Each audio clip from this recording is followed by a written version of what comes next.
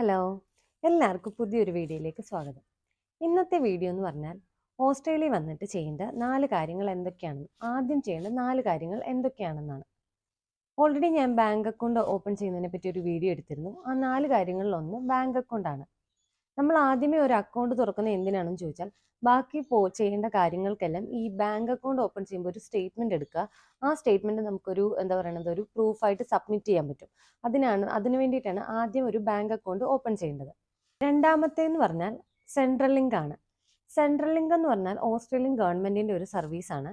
നമ്മൾ ഓസ്ട്രേലിയയിൽ പുതുതായിട്ട് വരുമ്പോഴോ അല്ലെങ്കിൽ നമ്മൾ ഓസ്ട്രേലിയയിൽ നിൽക്കുന്ന സമയത്ത് നമുക്ക് എന്തെങ്കിലും ഫാമിലി അസിസ്റ്റൻസ്, അൺഎംപ്ലോയ്മെന്റ്, നമ്മുടെ മറ്റേണിറ്റി ബെനിഫിറ്റ്സ്, അങ്ങനെ കുറേ കാര്യങ്ങളിൽ ഹെൽപ്പ് ചെയ്യുന്നത് സെൻട്രൽ ലിങ്ക് ആണ്. അപ്പം നമ്മൾ സെൻട്രൽ ലിങ്കിൽ നമ്മൾ നമ്മുടെ ID പ്രൂഫ്സുമായിട്ട് പോയിട്ട് രജിസ്റ്റർ ചെയ്യണം. അതിന് വേണ്ടതെന്ന് പറഞ്ഞാൽ നമ്മുടെ വിസയുടെ കോപ്പി, പാസ്പോർട്ടിന്റെ ഒരു കോപ്പി, ഈ ബാങ്കിന്റെ സ്റ്റേറ്റ്മെന്റ് ഒന്ന്, ഇത് ഇത്രയും ഡീറ്റെയിൽസ് മതിയാവും നമുക്ക് സെൻട്രൽ ലിങ്കിൽ രജിസ്റ്റർ ചെയ്യണമെങ്കിൽ. ഇതിന്റെ എല്ലാം ബാക്കി, അതായത് സെൻട്രൽ ലിങ്കിനെ പറ്റിയൊക്കെ കൂടുതൽ ഡീറ്റെയിൽസ് അറിയണമെങ്കിൽ MyGov എന്ന് പറഞ്ഞിട്ടൊരു സൈറ്റ് ഉണ്ട്, GOV. അതിൽ കയറിയിട്ടുണ്ടെങ്കിൽ അത് ഓസ്ട്രേലിയയുടെ ഗവൺമെന്റ് സൈറ്റാണ്. അതിൽ ഇതിനെപ്പറ്റി എല്ലാം ഡീറ്റെയിൽഡ് ആയിട്ട് പറയുന്നുണ്ട്. നെക്സ്റ്റ് എന്ന് പറയുന്നത് മെഡിക്കെയർ ആണ്. മെഡിക്കെയർ എന്ന് പറഞ്ഞാൽ ഓസ്ട്രേലിയയുടെ ഹെൽത്ത് കെയർ സിസ്റ്റത്തിന്റെ ഒരു എന്താ പറയുന്നത് PR ഉള്ളവർക്ക് അല്ലെങ്കിൽ എന്തെങ്കിലും ടെമ്പററി വിസ ഉള്ളവർക്ക്, ഇവിടുത്തെ സിറ്റിസൺസിന്, ന്യൂസിലൻഡ് സിറ്റിസൺസിന്, ഇവർക്കൊക്കെ ഹോസ്പിറ്റൽ ട്രീറ്റ്മെന്റിന് അല്ലെങ്കിൽ ഹോസ്പിറ്റൽ ഡോക്ടറിനെ വിസിറ്റ് ചെയ്യുന്നതിന്, പിന്നെ മെഡിസിൻസിന്, ഇതിനൊക്കെ ഫുൾ എമൗണ്ട് ഫ്രീ അല്ല, ഒരു കുറച്ച് പെർസെൻറ്റേജ് എമൗണ്ട് നമുക്ക് എന്താ പറയണത് ഫ്രീ ആയിട്ട് ക്ലെയിം ബാക്ക് ചെയ്യാൻ പറ്റുന്ന ഒരു എന്താ പറയണത് കാർഡാണ് മെഡിക്കെയർ കാർഡ് എന്ന് പറയുന്നത്. ഇവരുടെ ഒരു യൂണിവേഴ്സൽ ഹെൽത്ത് സിസ്റ്റത്തിന്റെ ഭാഗമാണ് അത്.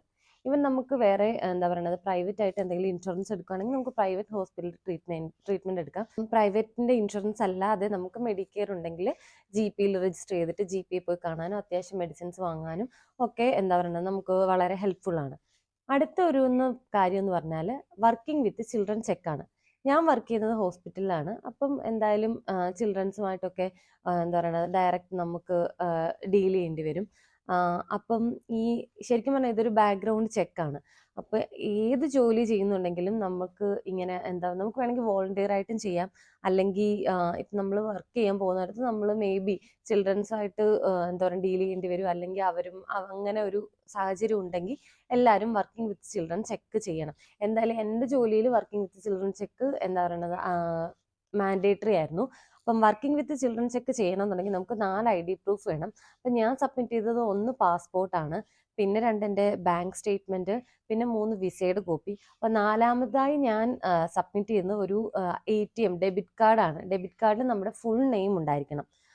ഫുൾ നെയിം ഉള്ള ഏത് ഡെബിറ്റ് കാർഡും അവർ അക്സെപ്റ്റ് ചെയ്യും. ഞാൻ കൊടുത്തത് എൻ്റെ ഇന്ത്യയുടെ ആണ്.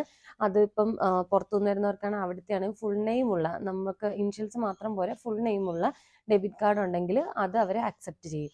അപ്പം ഈ 4 പ്രൂഫാണ് ഞാൻ വർക്കിംഗ് വിത്ത് ചിൽഡ്രൻ ചെക്ക് ചെയ്യാൻ വേണ്ടിയിട്ട് കൊടുത്തത്. ഇത് സബ്മിറ്റ് ചെയ്ത് എനിക്ക് പിറ്റേന്ന് തന്നെ വർക്കിംഗ് വിത്ത് ചിൽഡ്രൻ ചെക്കിന്റെ ഒരു എന്താ പറയുന്നത് ഒരു നമ്പർ ഉണ്ട്. അപ്പോൾ ആ നമ്പർ അവർ മെയിലിലേക്ക് അയക്കുകയാണ് ചെയ്തത്. പിന്നെ മെഡിക്കെയറിന്റെ കാർഡ് നമ്മുടെ അഡ്രസ്സ് ഏതാണോ കൊടുക്കുന്നത് ആ അഡ്രസ്സിലേക്ക് എനിക്കൊരു 3 ആഴ്ച കഴിഞ്ഞപ്പോഴത്തേക്ക് മെഡിക്കെയറിന്റെ കാർഡ് കിട്ടി.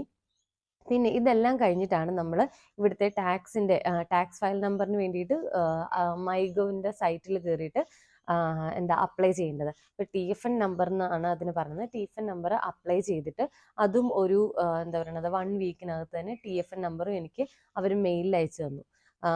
പിന്നെ സെൻട്രൽ ലിങ്ക് നമ്മൾ ഓൾറെഡി രജിസ്റ്റർ ചെയ്താൽ മതി. ഇതെല്ലാം നമുക്ക് അവരുടെ ഒരു MyGovന്റെ നമുക്ക് ആപ്ലിക്കേഷനിൽ കയറിയിട്ടുണ്ടെങ്കിൽ അല്ലെങ്കിൽ അവരുടെ സൈറ്റിൽ കയറിയിട്ടുണ്ടെങ്കിൽ TFനും നമുക്ക് സെൻട്രൽ ലിങ്കും എല്ലാം അങ്ങോട്ടും ഇങ്ങോട്ടും ലിങ്ക് ചെയ്യാവുന്നതാണ്, ബാങ്ക് അക്കൗണ്ടും ഒക്കെ ആയിട്ട്. പിന്നെ ഞാൻ ചെയ്ത ഒരു കാര്യം പറഞ്ഞാൽ എനിക്കിവിടെ വന്നപ്പം UK ലൈസൻസോ അല്ലെങ്കിൽ ഓസ്ട്രേലിയൻ ലൈസൻസോ ഇല്ലാത്തതുകൊണ്ട് ഞാൻ ഇവരുടെ ഒരു ഫോട്ടോ ID-ക്കും അപ്ലൈ ചെയ്തിട്ടുണ്ടായിരുന്നു. പിന്നെ പ്രത്യേകം ശ്രദ്ധിക്കേണ്ടത് ഫോട്ടോ ID-ക്കും വർക്കിംഗ് വിത്ത് ചിൽഡ്രൻ ചെക്ക് ചെയ്യുന്നതിന് നമ്മൾ ഏതാണ്ട് ഒരു $72 അടുത്ത് പേ ചെയ്യേണ്ടി വരും. ഫോട്ടോ ID-ക്ക് എന്തോ $56 അടുത്താണ് ഞാൻ പേ ചെയ്തത്.